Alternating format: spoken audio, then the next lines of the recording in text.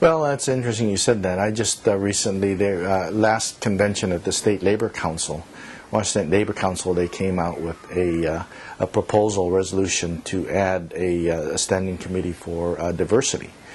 And last Thursday was a deadline for applications for this committee for the State Labor Council. So I submitted actually my name to that. They've been trying to get me in the State Labor Council to sit on their as a vice president in the State Labor Council for quite some time, and I've been refusing. I used to be a vice president on the King County Labor Council, and about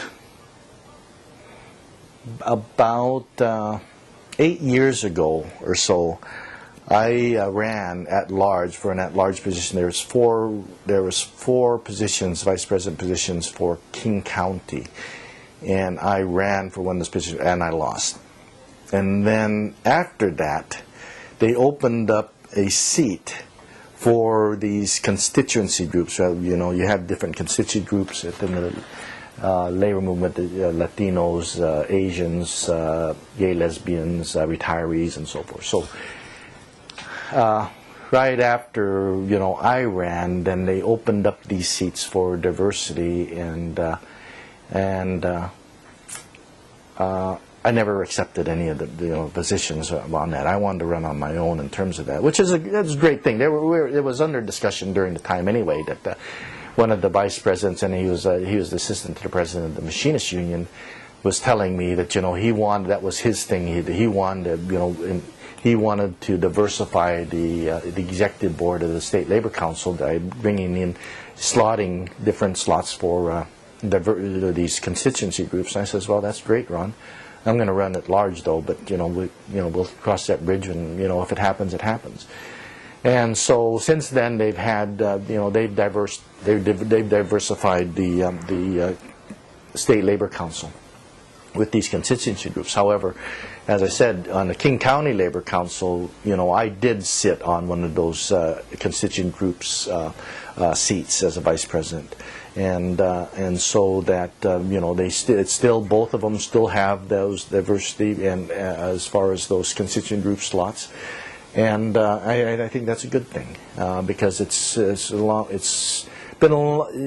started in a group called APALA, the Asian Pacific American Labor Alliance, and I was on the steering committee with the AFL-CIO, and that didn't start. We started that organization back in 1991. And it's one of the first it was the last organization that actually got, the Asians got actually a seat at the table with the AFL-CIO. They had other constituency groups, the A. Philip Randolph Institute, the Coalition of Black Trade Unionists, and so on, but Apollo was the last one. So I was part of the leadership there. I was national secretary and part of the executive board for about 10 years. And then, because our primary goal, and I think that the AFL-CIO seen that, is that in organizing, there's people of color in the workforce that need to be organized, and you can't organize them without being able to speak their language or somebody of their nationality coming. So they knew that they needed to have Asians, and so they invited us to a seat at the table with the AFL-CIO, with Apollo, so we were able to do that. A lot of the major unions who had members at the were of ethnic descent, like SEIU, HERE, and some of those folks made contributions to the organization through the AFL-CIO. But locally, I think that we're in an area here where I believe we're pretty diverse in terms of our composition of our population, our density, and as far as our workplace, and so. It's been great to be able to work with the leaders, the local union leaders here in the area. Now, with the employers, it's a little bit different. I mean, but with the unions, I think, and we're being able to have the connection with in Olympia with a lot of the political leaders, and even in the city. I mean, it's with the juice that some of these guys have in terms of being able to to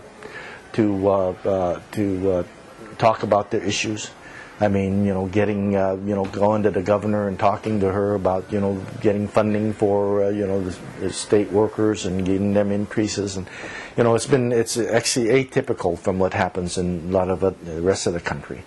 So, the union density is one of the highest here in Washington State. Washington, I think, New York, Hawaii, one of the main union density areas in the United States. But as far as being accepted, I had, as far as in the labor community, I think they've been, it's been great.